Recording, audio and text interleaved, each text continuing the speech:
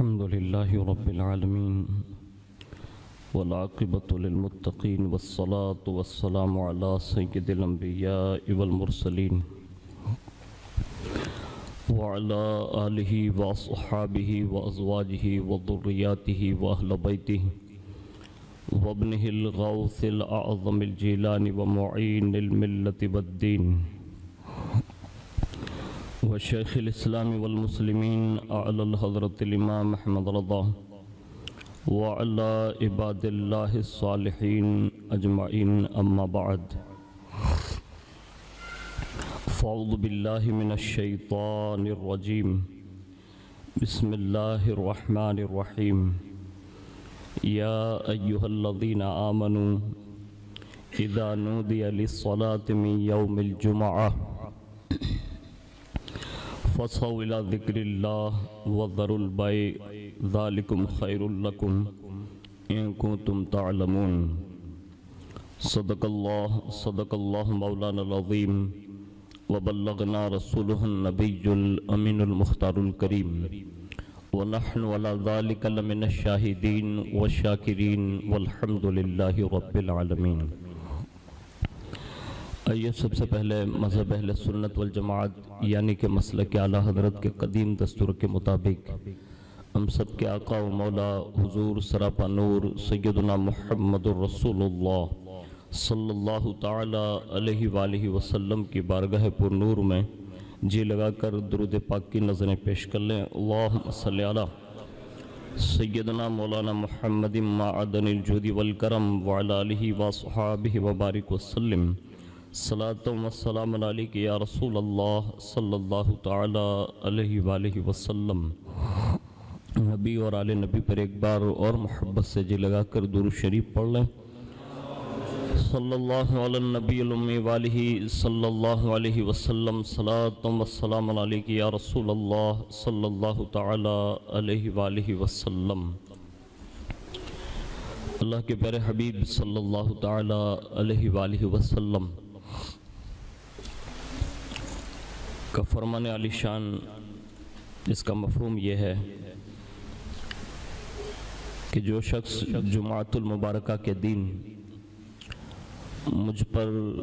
200 مرتبہ درود پاک پڑھے گا، اللہ تعالیٰ اس کے 200 سال کے گناہ معاف فرما دے گا۔ تو ایک مرتبہ بڑی محبت کے ساتھ درود شریف پڑھ لیں۔ اللہم صلی علی سیدنا مولانا محمد معدن الجود والکرم وعلی آلہ وصحابہ وبارک وسلم صلاۃ و سلام علیک یا رسول اللہ صلی اللہ تعالی علیہ وآلہ وسلم۔ امام عشق محبت اعلیٰ حضرت عظیم البرکت مجدد دین و ملت الشاہ امام احمد رضا خان فاضل بریلوی علیہ الرحمت و رضوان حضور کی شان بیان کرتے ہوئے عرض کرتے ہیں کہ اِنَّا أَعْطَيْنَاكَ الْكَوْثَرَ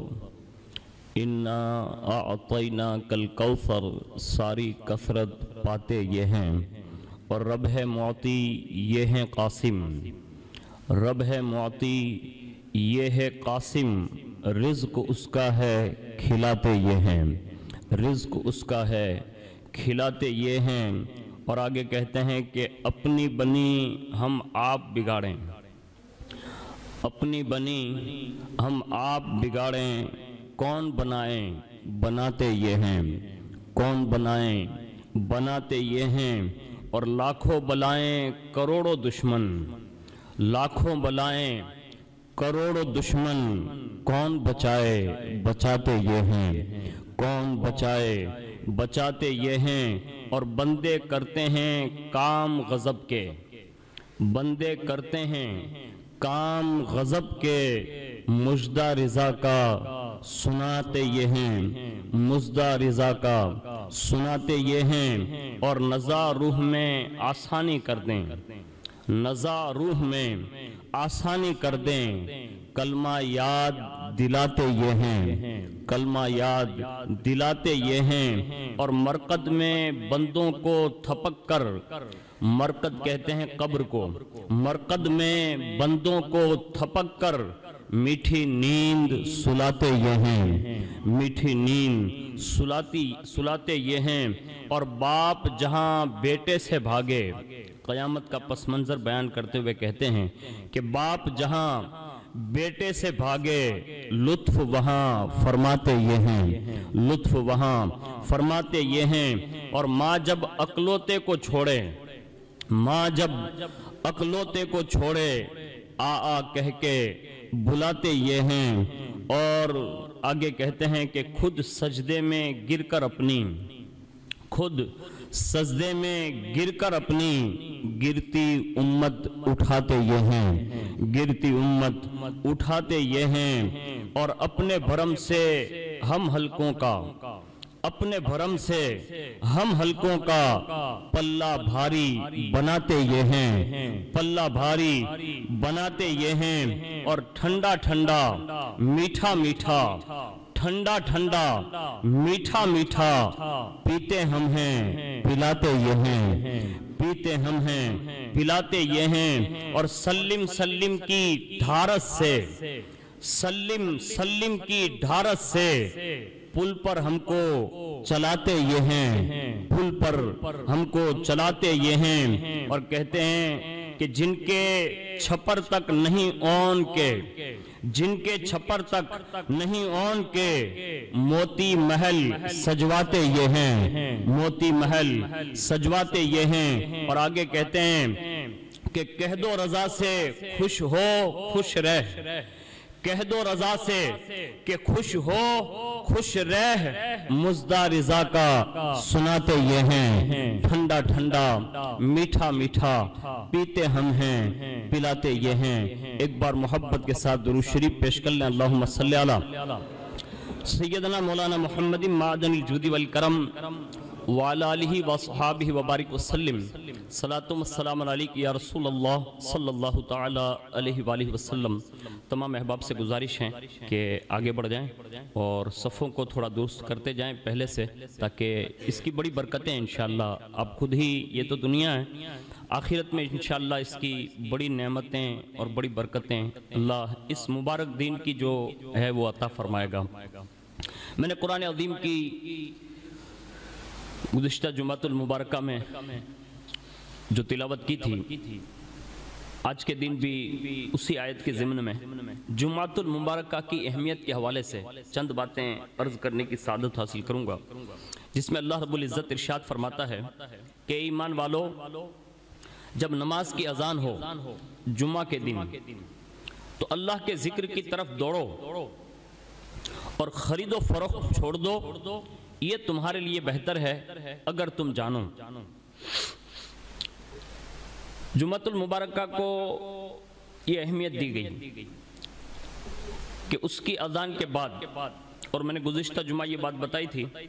کہ پہلی جو جمعہ کی اذان ہوتی ہے تو یہ دور نبوی، دور صدیقی اور دور فاروقی میں اس اذان کا رواج نہیں تھا، بلکہ یہ دور عثمانی میں شروع ہوئی، کیونکہ لوگوں کے حالات ایسے دیکھے حضرت عثمان غنی رضی اللہ تعالیٰ عنہ نے کہ دوسری جو اذان ہوتی ہے اس کے فوری بعد خطبہ ہوتا تھا، تو اتنا جلدی لوگ پہنچ نہیں پاتے تھے، تو یہ حضرت عثمان غنی رضی اللہ تعالیٰ عنہ نے پہلی اذان ایجاد فرمائی، یعنی شروع کرائی، تاکہ پہلی اذان کے ساتھ ہی لوگ خرید و فروخت بند کر دیں اور سیدھے اللہ کی طرف بڑھیں، یعنی اللہ کے گھر کی طرف بڑھیں۔ یہ حضرت عثمان غنی رضی اللہ تعالیٰ عنہ کا ایک دور اندیش تصور تھا، جو آج ہمارے اور آپ کو، ہمیں سب کو کام آ رہا ہے کہ جیسے ہی پہلی اذان ہوتی ہے تو ہر مسلمان اپنا کام دھندا چھوڑ کر سیدھا وہ جمعہ کی تیاری میں لگ جاتا ہے اور باقاعدہ جمعۃ المبارکہ کے لمحات میں حاضری کی سعادت حاصل کرتا ہے۔ آخر یہ جمعہ کو جمعہ کیوں کہا جاتا ہے؟ تو اس کی وجوہات بیان کی ہے کہ پہلے جمعہ کا نام عروبہ تھا، جمعہ نہیں تھا، یہ عربی زبان میں اسی دن کو عروبہ کہا گیا، بعد میں اس عروبہ نام کو بدل کر جمعہ نام رکھا گیا۔ سب سے پہلے جس شخص نے اس دن کا نام رکھا وہ کعب بن لوئی ہیں، انہوں نے اس دن کا نام جمعہ رکھا، اور اس کے مختلف وجوہات بیان کی ہیں کہ آخر اس کا نام جمعہ کیوں رکھا۔ ایک تو اس لیے رکھا کہ اس دن نماز کے لیے تمام مسلمان مل کر ایک ساتھ جمع ہوتے ہیں، اس جمع ہونے کی بنیاد پر اس دن کا نام جمعہ رکھا گیا۔ اور دوسری وجہ کہ اللہ رب العزت نے یہ جو یکجہتی جس کو کہتے ہیں، یونیٹی یعنی ایک ہونا، اب 8 دن تک میں آپ سب اپنے اپنے کام دھندے میں زندگی پسار کر رہے ہوتے ہیں۔ 5 وقت میں جو نمازی آتے ہیں اس کو آپ دیکھ سکتے ہیں کہ بہت مختصر آتے ہیں، تو یہ ایک دوسرے سے سلام مصافحہ بات چیت کر کے وہ اپنا من دکھ ایک دوسرے کو پہنچا دیتے ہیں۔ آخر یہ جمعہ میں اتنی بڑی تعداد میں لوگوں کو جمع کرنے، اور اللہ نے اس کی حکمت کے تقاضے یہ پیش فرمائے کہ کم از کم 8 دن میں میرے بندے ایک ساتھ میں مل کر نماز پڑھیں گے اور باہر نکل کر اپنی آپسی گفتگو کر کے ایک دوسرے کے غم میں شریک ہونے کی کوشش کریں گے، یعنی ایک دوسرے سے ملاقات کریں، ایک دوسرے کے حال احوال پوچھیں۔ اب یہ میڈیا کا دور ہے، لوگ گھر پہ بیٹھے بھی لوگ پوچھ لیتے ہیں، لیکن خدا کی حکمت دیکھیے، گھر بیٹھے آپ اتنی حشاشت محسوس نہیں کر سکتے جتنی خوشی آپ جمعہ کے ان لمحات میں محسوس کر سکتے ہیں۔ یعنی یہ اللہ کا گھر ہے، اور اللہ کے گھر میں آ کر بندے کو ایک الگ مشن ہوتا ہے، اور اس کی حشاشیت میں برکتیں دے دی جاتی ہے۔ باہر جا کر اگرچہ وہ بذات خود دکھ میں ہوتا ہے، لیکن باہر جا کر وہ کسی کو پوچھ ضرور سکتا ہے، اتنی خوشی جمعہ کی نماز کی برکتیں اسے عطا فرما دیتی ہیں۔ تو یہ جمعۃ المبارکہ کے ایک اجتماع کی وجہ یہ بھی ہے کہ ہم ایک دوسروں کے احوال معلوم کریں، کم از کم اتنا تو ضرور پوچھیں کیا حال ہے۔ اگر آپ نے کسی ایک بندے کو بھی یہ پوچھ لیا نا کہ کیا حال ہے، اور اس نے ازراہ شکر یہ کہہ دیا الحمدللہ، اللہ کا شکر ہے، تو جو الحمدللہ کہنے پر اس سے ثواب ملا وہ اللہ تمہیں بھی نصیب فرما دے گا۔ اور کتنا بڑا یہ جملہ ہے۔ حضرت داؤد علیہ السلام پر وہی آئی، فرمایا داؤد میری نعمتوں کا شکر ادا کیا کرو۔ عرض کیا مولا تیری تو بے شمار نعمتیں ہیں، کن کن نعمتوں کا شکر ادا کروں؟ رب نے فرمایا داؤد صرف میری نعمتوں پر الحمدللہ کہہ لے گا یہی میرا شکرانہ ہے۔ یعنی یہ کہہ لینا یہ بھی بہت بڑی بات ہے، اور اللہ جسے یہ توفیق دیتا ہے ضرور بھی ضرور اپنی زبان پر اس جملے کو لانے کی کوشش کریں۔ ایک دوسرے سے صرف اس لیے پوچھیں کہ کم از کم وہ اپنی زبان سے اللہ کا شکر ادا کریں، اور اللہ کا وعدہ ہے لَإِن شَكَرْتُمْ لَأَزِيدَنَّكُمْ، اگر تم میری نعمتوں پر شکریہ ادا کرتے رہو گے تو میں تمہاری نعمتوں میں برکتیں عطا فرماتا رہوں گا۔ تو ایک وجہ یہ بھی ہے کہ جمعۃ المبارکہ میں اکٹھا ہو کر اجتماعی طور پر، اور دنیا کو یہ باور کرانا مقصد ہے کہ اسلام ایک ایسا دین ہے جو ہر 8 دن پر اپنے ماننے والوں کو کندھے سے کندھے ملا کر کھڑے رکھنے کی طاقت رکھتا ہے۔ ہاں دنیا میں سمادھان بہت ہو رہے ہیں، آپ پوری دنیا دیکھ رہے ہیں، دیش کے، ملک کے، سٹی کے، ضلع کے، آگیوان کے، پیر کے، مرید کے، رشتہ دار کے، یہ سمادھان جو ہوتے ہیں نا،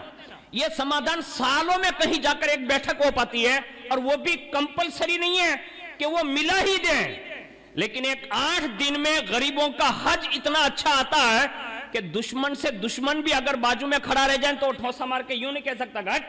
تو میرا دشمن ہے، اس لیے کہ اس سے لحاظ رہتا ہے کہ میں اللہ کے گھر میں کھڑا ہوں۔ یہ نظام جو کوئی دیتا ہے تو یہ جمعۃ المبارکہ دیتا ہے۔ تو اس لیے اللہ رب العزت نے ہمیں ہر 8 دن پہ ایک ملنے کا موقع دیا، ایک دوسروں سے بات کرنے کا موقع دیا، ایک دوسروں کے حال احوال پوچھنے کا ایک موقع دیا، اس لیے بھی اس کو جمعہ کہتے ہیں۔ آگے سنیے، حضور صلی اللہ علیہ وسلم نے سب سے پہلا جمعہ کہاں پڑھا؟ یہ حضور کی سیرت کا بہت اہم پہلو ہے، اس کو ہمیں اور آپ کو بھی معلوم ہونا چاہیے۔ جیسے آپ جمعہ سے باہر نکلے، کسی نے پوچھا یہ جمعہ ہے کیا، آپ کیوں پڑھتے ہیں، تو ہمارے پاس جواب بھی ہونا چاہیے، ہمیں معلومات ہونی چاہیے کہ آخر یہ جمعہ ہے کیا۔ تو سنیے، ہم جس نبی کا کلمہ پڑھتے ہیں یعنی رسول اللہ صلی اللہ علیہ وسلم کا، تو حضور صلی اللہ علیہ وسلم جب ہجرت کر کے مدینۃ الرسول یعنی مدینہ طیبہ میں 12 ربیع الاول شریف پیر کے دن چاشت کے وقت مقام قباء پر پہنچے، تو پیر سے لے کر جمعرات تک یعنی سوموار سے لے کر جمعرات تک حضور نے وہیں پر قیام فرمایا، یعنی وہیں ٹھہرے رہے حضور مدینہ شریف کے اس علاقے میں جس کو مقام قباء کہا جاتا ہے، اور وہیں پر حضور صلی اللہ علیہ وسلم نے مسجد قباء کی بنیاد رکھی۔ پتہ یہ چلا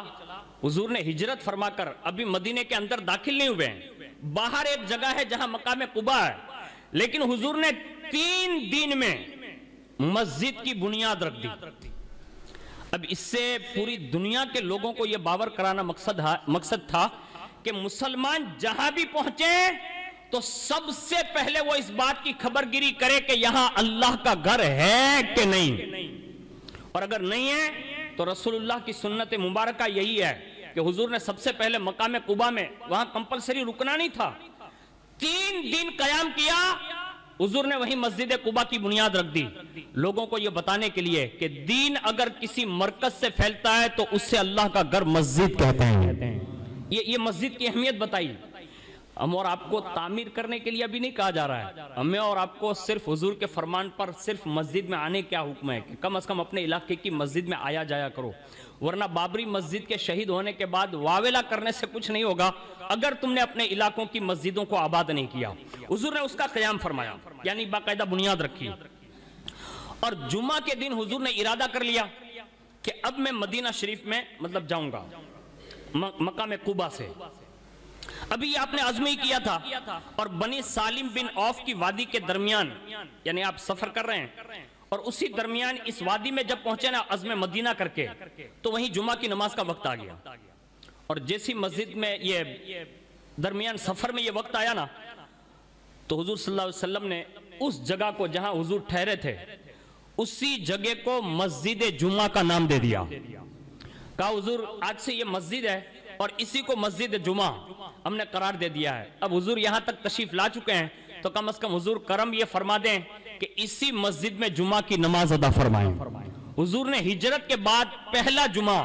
آپ نے اسی جگہ پر ادا فرمایا، اور یہ پہلا جمعہ جو حضور صلی اللہ علیہ وسلم نے اپنے صحابہ کے ساتھ جو ہجرت میں ساتھ تھے ان کے ساتھ آپ نے ادا فرمایا۔ تو پتہ یہ چلا کہ جمعۃ المبارکہ حضور نے پہلا ہجرت کے موقع پر، اور وہ بھی اس مسجد میں جس کو مسجد جمعہ کہا جاتا ہے، وہیں آپ نے ادا فرمایا۔ اور اس کے سوا کثرت کے ساتھ حضور نے پھر اس جمعۃ المبارکہ کی فضیلت بیان فرمائی، اور اس سے آپ اندازہ لگا سکتے ہیں کہ جمعہ کی دن کی اہمیت کیا ہے، جس کو ہم اور آپ بہت کم سمجھتے ہیں، حالانکہ یہ اتنا بڑا دین ہے کہ ہمارے بزرگوں نے اس میں لکھا ہے کہ جمعۃ المبارکہ عام دینوں کی طرح نہیں ہے، بلکہ یہ تمام دینوں کا سردار بنایا گیا ہے، یعنی ہر دین پر اس سے فضیلت حاصل ہے۔ اور اس کے بعد فرمایا کہ اللہ نے اس کو عید کا دین قرار دیا ہے، یعنی یہ عید ہے، اور روایتوں میں لکھا فقہاء نے کہا ہے کہ جمعۃ المبارکہ عید الفطر اور عید الاضحیٰ سے بھی افضل ہے، یعنی 2 عیدیں جو ہم مناتے ہیں نا یہ اس سے بھی افضل ہے۔ اس کی اہمیت یہ ہے، آگے فرمایا کہ جمعہ کے دن صرف اس کی برکت کی وجہ سے، اس کی اہمیت کی وجہ سے جہنم سلگانے میں نہیں آتی، یعنی بھڑکانے میں نہیں آتی۔ اب آپ اندازہ لگا سکتے ہیں کہ ہم جو فضیلت سنتے ہیں کہ جو جمعہ یا شب جمعہ کو مر جاتا ہے اس کو قبر کے سوال جواب سے رابطہ نہیں پڑتا، یعنی وہ معاملات اس کے درگزر کر دیے جاتے، یہ صرف جمعہ کی وجہ سے اس دن جہنم کو بھی بھڑکایا نہیں جاتا۔ اور آگے فرمایا کہ جمعہ کی رات دوزخ کے دروازے بند کر دیے جاتے ہیں، یعنی جیسے شب جمعہ آتی ہے، یعنی دین جمعہ کا ہے لیکن رات میں ہی جہنم کے دروازے بند کر دیے جاتے ہیں۔ اور جب جمعہ کا دن قیامت کے دن لایا جائے گا، حالانکہ وہ دن جمعہ کا دن ہی ہوگا، لیکن دن کو جو صورت دی جائے گی تو فرمایا جمعۃ المبارکہ قیامت کے دن بھی اس شان سے اٹھایا جائے گا کہ دیکھنے والے کہیں گے کہ جیسے یہ قیامت کی دلہن ہے، یعنی اتنے بڑے دن میں بھی جمعہ کو اس شان سے باور کرا کر لایا جائے گا۔ اور فرمایا کہ جمعہ کے روز جو بھی بندہ مرتا ہے، مومن مسلمان، سنی ہونا چاہیے، اس کو یاد رکھیے گا، اگر مومن مسلمان دنیا سے جمعہ کے روز مرتا ہے تو اس خوش نصیب کو اللہ شہید کا مرتبہ عطا فرماتا ہے۔ یہ جمعۃ المبارکہ کی برکت ہے۔ آگے ارشاد فرمایا اللہ اس سے قبر کے عذاب سے محفوظ رکھتا ہے۔ اور آگے حضرت مفسر شہیر حکیم الامت حضرت علامہ مفتی احمد یارخا رحمت اللہ تعالی علیہ کے فرمان کے مطابق کہ جمعہ کو حج کا دن کہا گیا ہے۔ اب فرماتے ہیں کہ یہ حج ہے، اور اگر کوئی بندہ جو جمعہ کو حج کہا گیا اس کے ضمن میں وہ فرماتے ہیں کہ اس کا ثواب یعنی جمعۃ المبارکہ جو اس کی شان ہے اس کے مطابق اگر کوئی جمعہ ادا کرتا ہے تو اللہ تبارک و تعالیٰ اس جمعہ کی برکتیں جتنی ہیں وہ ساری نعمتیں عطا فرماتا ہے، یہاں تک کہ جمعہ کی ایک نیکی کا ثواب اللہ 70 گنا بڑھا کر اسے عطا فرماتا ہے۔ اور ایک روایت میں آپ فرماتے ہیں ایک جگہ پر کہا اگر کسی بندے نے جمعہ کے دن حج ادا کیا، یعنی حج کا دن ہی جمعہ کا دن رہا، تو بھی فرماتے ہیں کہ اللہ تعالیٰ اس ایک حج کا ثواب بھی 70 حج کے برابر عطا فرمائے گا۔ اب آپ اندازہ لگا سکتے ہیں، یہ ضمناً میں نے چند باتیں آپ کے سامنے عرض کر دی، حدیث شریف میں سنانے جا رہا تھا کہ حضور نے اس کی فضیلت کتنی بیان کی ہے۔ سنیے، حضرت ابو ہریرہ رضی اللہ تعالیٰ عنہ نے فرمایا کہ حضور صلی اللہ علیہ وسلم ارشاد فرماتے ہیں کہ بہتر دین جس پر سورج نے طلوع کیا وہ دین جمعہ کا دین ہے۔ اور حضرت امام غزالی رحمت اللہ تعالیٰ علیہ نے لکھا ہے کہ ہماری صدی میں، یعنی ان کے دور میں، لوگ صبح صادق کے وقت سے ہی، یعنی سحری کے وقت سے ہی باقاعدہ چراغ لے کر نکلتے تھے، اور لوگ پوچھتے تھے کہاں جا رہے ہو؟ تو فجر نہیں کہتے تھے، جمعہ ادا کرنے جا رہے ہیں۔ اب آپ اندازہ لگا سکتے ہیں ہم بہت دور نکل آئے، حضرت امام غزالی کا دور شروعات کا دور رہا، لیکن ہم اگرچہ کافی دور ہیں،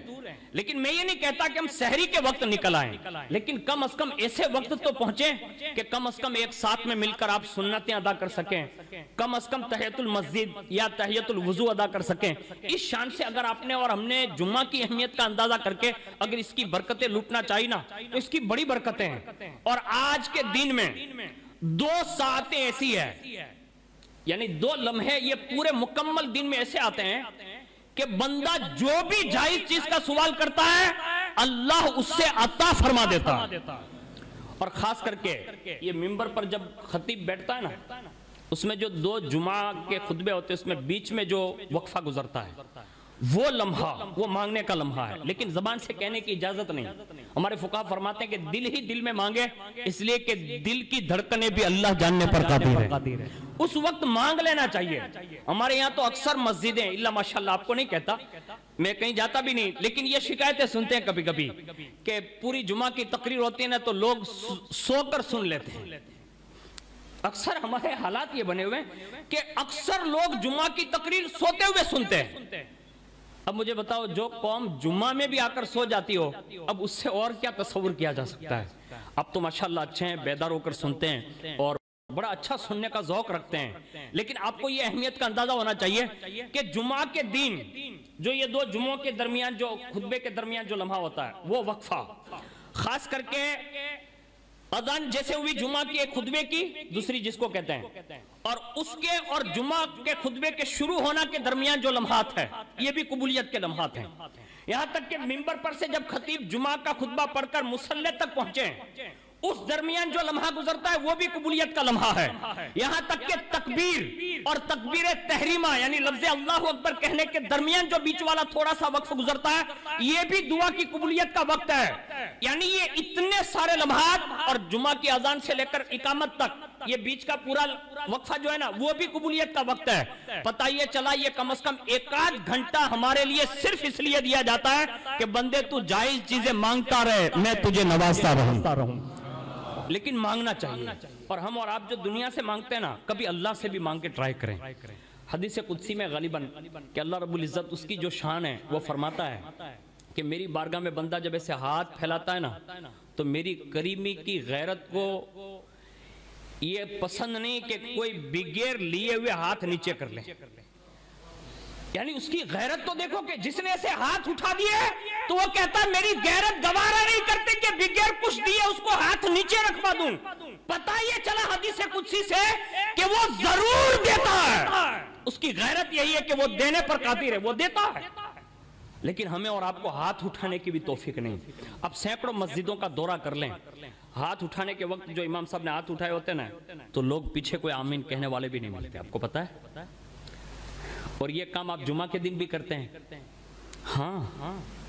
آپ کو کیا کام ہے میں نہیں جانتا، آپ کے کاروبار کی میں قدر کرتا ہوں۔ آپ یہی کہیں گے کہ برکاتی صاحب آپ کو کوئی کام نہیں ہے، ہمارے کام ہے۔ آپ کے کام کی بڑی اہمیت ہے، یہ فرض ہے، یہ اللہ کا خود کا حکم، میں سناؤں گا آپ کو، یہ تو جمعہ کی اہمیت بتا رہا ہوں، ورنہ جمعہ کے فوراً بعد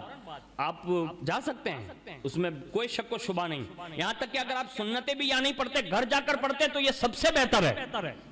لیکن کم از کم اپنے لیے کچھ مانگ کر تو جاؤ یار۔ آپ امام کے پیچھے آمین نہیں کہتے، لیکن تھوڑی دیر کے لیے باہری سنتیں پڑھتے ہیں، وہیں سے کچھ ہاتھ اٹھا کر کچھ مانگ کر جاؤ۔ یہ دن اتنا آسان نہیں ہے جتنا ہم اور آپ سمجھ بیٹھے ہیں، یہ بہت بڑا دین ہے۔ اس دن میں یہ لمحات، اور دوسرا لمحہ بتا دوں، اللہ توفیق دے، کوشش کرنا۔ خود حضرت سیدہ کائنات ماں خاتون جنت رضی اللہ تبارک و تعالی عنہ، یہ کائنات کی وہ واحد خاتون ہے کہ انہوں نے جب بھی لب کھولے ان کے لب ابھی بند نہیں ہوئے، اس سے پہلے اللہ نے ان کی دعائیں قبول فرمائی۔ یعنی خاندان نبوت میں سیدہ کائنات کی شان یہ رہی ہے کہ اگر وہ ہاتھ اٹھا دے اور کہہ دینے کہ مولا جنت سے کھانا بھیج، تو اللہ جنت سے کھانا بھیج دیتا ہے۔ اب آپ اندازہ لگا سکتے ہیں نا، یہاں تک کہ ان کے بیٹے اگر تمنا کر لینے کہ کل عید ہے اور کپڑے نہیں ہیں، تو اللہ جبریل کو بھیجتا ہے، جبریل جا، کل لوگ دنیا کے بچے دنیاوی کپڑے پہنیں گے، فاطمہ کے بچوں نے فرمائش کر دی ہے، اس کی فرمائش کو ٹالا نہیں جائے گا۔ سیدہ کائنات نے دعا کی، عید کے دن ان کے بیٹوں کے لیے جنت کے کپڑے لائے جاتے ہیں۔ اب آپ اندازہ لگا سکتے ہیں کہ جن کا جنت میں اتنا چلتا ہو، اب آپ دنیا تو یہ تو کوئی معنی نہیں رکھتی نا ہمارے نزدیک، تو یہ بڑے لوگ ہیں، لیکن خود حضرت سیدہ کائنات کی عادت کریمہ تھی، اپنی سگی کنیز جو خاص کنیز ٹھہری، جس کو حضرت فضہ رضی اللہ تبارک و تعالی عنہ کا نام دیا گیا، ان سے فرماتی ہیں جمعہ کے دن کا جب سورج طلوع ہونے کا اینڈ وقت باقی ہونا تو باہر کھڑی رہنا اور بتانا کہ اب سورج ڈوبنے کے قریب ہے،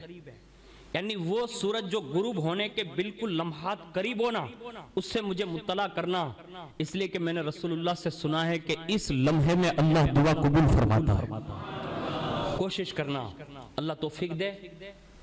مغرب کی نماز سے چند لمحے پہلے کسی مسجد میں پہنچ جانا اور جا کر، جیسے اس میں وقت لکھا ہوتا ہے نا اذان کا، تو یہ سورج ڈوبنے کے کہیں 3 منٹ کے بعد، کہیں 2 منٹ کے بعد، کہیں 5 منٹ کے بعد اذان ہوتی ہے، بس اسی 5 منٹ میں اپنے ہاتھ بڑھا دینا اور اللہ کی بارگاہ میں مانگنا۔ اللہ بڑا کریم ہے، وہ جب دشمنوں کو اتنا دیتا ہے تو اپنے بندوں کو کتنا دیتا ہوگا۔ لیکن کوئی بندہ گڑ گڑا کر صرف مانگنا سیکھیں، اور اگر یہ اہمیت ہمیں اور آپ کو دن میں مل جائے نا، تو حضور نے یہ فرمایا ہے کہ جمعہ کے اوپر جو سورج طلوع ہوتا ہے نا، اس سے بہتر کوئی دن نہیں۔ آگے فرمایا اسی دن میں اللہ نے حضرت آدم علیہ السلام کی پیدائش فرمائی ہے، یعنی یہی وہ دین ہے جس میں حضرت آدم علیہ السلام کی پیدائش ہوئی۔ اور سنیے، فرمایا یہی وہ دین ہے کہ جس میں اللہ نے حضرت آدم علیہ السلام کو جنت میں داخل فرمایا، اور فرمایا اسی میں انہی جنت سے اترنے کا حکم ہوا، یعنی جمعہ کے دن ہی زمین پر تشریف لائے، اور فرمایا 50,000 سال کا دن جسے قیامت کا دن کہا جاتا ہے، وہ دن بھی اگر کسی دن قائم ہوگا تو وہ دن بھی جمعۃ المبارکہ کا دن ہوگا۔ پتہ یہ چلا انسان کی شروعات بھی جمعہ ہے،